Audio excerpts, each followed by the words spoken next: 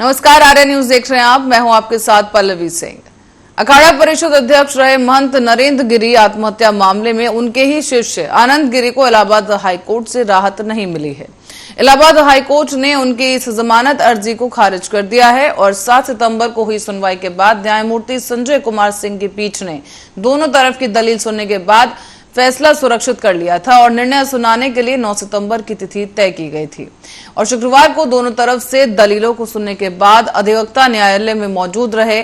जमानत अर्जी की सुनवाई न्यायमूर्ति संजय कुमार सिंह ने की और याची की तरफ से जो वरिष्ठ अधिवक्ता है गोपाल स्वरूप चतुर्वेदी और इमरानुल्लाह खान का यह कहना था कि याची और महंत नरेंद्र गिरी में मनमुटाव था, जिसको लेकर यह विवाद शुरू हुआ था। मार्च 21 में आनंद गिरी हरिद्वार चले गए थे और बागंबरी गद्दी प्रयागराज से संबंध तोड़ लिया था।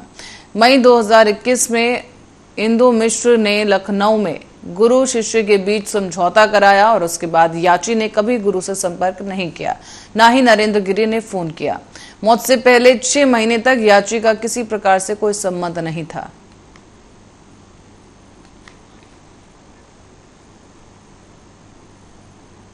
और गोवा की कर्लीज क्लब में तोड़फोड़ का काम शुरू हो चुका है। इस क्लब के उस हिस्से में तोड़फोड़ की जा रही है जहां पर अवैध रूप से निर्माण कराया गया था। बुलडोजर वहीं चलाए जा रहे हैं जहां सुप्रीम कोर्ट की ने रोक नहीं लगाई, यानी कि सुप्रीम कोर्ट ने जहां स्टे नहीं लगाया है, सिर्फ उसी हिस्से को ध्वस्त किया जा रहा है।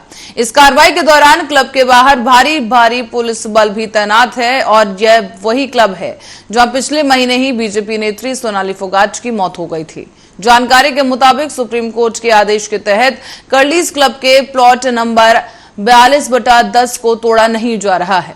ध्वस्तीकरण का काम अगले 3 दिन तक चलेगा और कर्लीज क्लब के मालिक एडविन नुन्स ने नेशनल ग्रीन ट्रिब्यूनल में एक याचिका दायर की थी, जिसमें Goa coastal zone management authority के कर्लीज क्लब को गिराने का आदेश लगाने पर रोक लगा दी गई थी, रोक लगाने की मांग की गई थी और एनजीटी ने इस मामले में सुनवाई के बाद कर्लीज क्लब की याचिका को खारिज कर दिया था।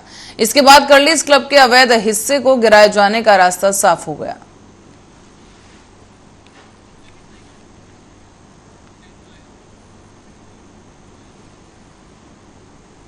किंग चार्ल्स III को आज आधिकारिक तौर पर ब्रिटेन का राजा घोषित किया जाएगा। भारतीय समय के मुताबिक दोपहर 2:30 बजे सेंट जेम्स पैलेस में एक्सनेशन काउंसिल में ये बैठक में किंग चार्ल्स को आधिकारिक तौर पर ब्रिटेन के नए सम्राट के रूप में घोषित कर दिया जाएगा। इससे पहले महाराजा चार्ल्स III ब्रिटेन के नए सम्राट के रूप में शुक्रवार को पहली बार बकिंघम पैलेस पहुंचे, जहां दरअसल प्रिंस चार्ल्स पत्नी कैमिला के साथ लंदन लौट आए हैं। यहां उन्होंने ब्रिटेन की नई प्रधानमंत्री लिज ट्रस से भी मुलाकात की और साथ ही साथ ब्रिटेन के लोगों को पहली बार राजा की तरह संबोधित किया। किंग चार्ल्स ने अपनी संबोधन में मां एलिजाबेथ को धन्यवाद कहते हुए आजीवन सेवा की शपथ ली है। इसके अलावा वो बकिंघम पैलेस के बाहर मौजूद लोगों से भी मिले। उन्होंने उनकी संवेदनाएं लेते हुए भरोसा दिलाया है कि वो भी अपनी मां महारानी एलिजाबेथ की तरह ही अपने कार्य को करेंगे। इसमें वरिष्ठ सांसदों का एक समूह और पुराने और आज के वक्त के साथियों के साथ ही कुछ वरिष्ठ सिविल सेवकों, राष्ट्रमंडल उच्चायुक्तों और लंदन के लॉर्ड मेयर्स शामिल होते हैं।